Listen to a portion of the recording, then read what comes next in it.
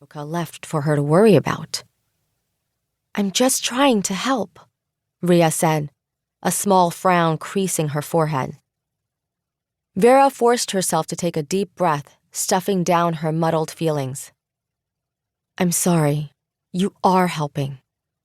I'm just tired." It wasn't a lie. Being the Maharani of a dying country was exhausting. Every day her council brought her some new problem. News of Lyrian troop movements, a part of the border wall running out of magic, protesters gathering outside the Devar fort. Ashoka was a country built on magic, a resource mined from the single quarry beneath the Devar palace, carefully processed by Mayaka, those who worked with magic, and put into objects. Magic was what powered carriages, transported messages, and lit the city. It was what protected Ashoka from invaders. It was woven into the weapons used by the military and the walls that made up the country's borders. Or at least it had been. As the Maharani, Vira knew exactly how little was left in the quarry. 3 weeks. That was all they had before the border would fully crumble, leaving Ashoka defenseless. Finding the Ivory Key was supposed to solve Vira's problems. Instead, it had led her to disappointment after disappointment, and she wasn't sure she could handle another one, not when her heart was still too raw from what had happened during their trip to Ritzur. What had happened after. Her chest tightened painfully, but she pushed that aside too. The door opened into a cramped cavern. Dim chandeliers cascaded from the high ceiling, illuminating stone walls that had been sanded down and carved with elaborate geometric designs. Low wooden tables dotted the room, each surrounded by a ring of embroidered cushions. Some were occupied by sole patrons, sipping from a tankard of ale or wine. Others held groups clustered together, playing cards or talking in hushed voices. Lilting music emanated from one corner, where a sitar player seated on a rug-covered dais was strumming a lively tune. Riya cast a furtive glance around as they approached the bar.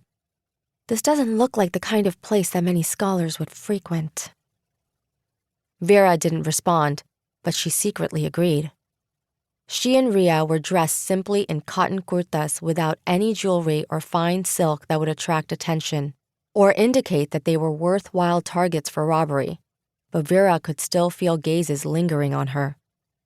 It hadn't escaped her notice that the clientele was heavily armed, talvars, aruvals, and daggers resting on the ground beside their tables.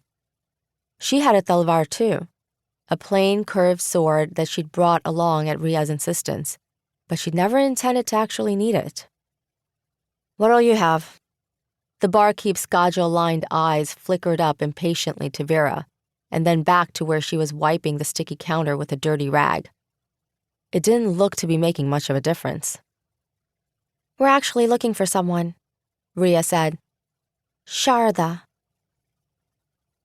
That earned them the barkeep's full attention. She dropped the rag and stared at them, one hand on her hip as her eyes narrowed suspiciously. "Who's asking?" "Some old friends."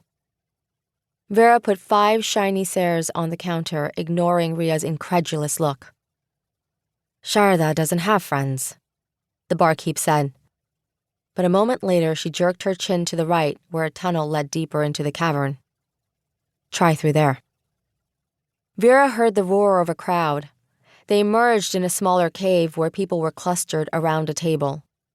Riya elbowed her way in first, and Vira followed, standing on her toes to look over Riya's shoulder.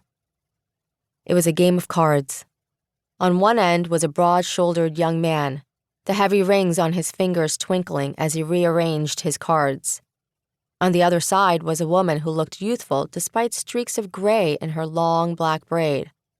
And in the middle, atop of what was surely hundreds of glinting sares and tolas, was a carved wooden flute. It didn't look to be worth much, but Vira could feel the faintest hint of magic wafting from it. Another cheer rose up as the young man set his cards on the table. Vira was too far away to make out what they were, but judging by the response, it was a good hand. A hush fell over the crowd as the woman leaned forward.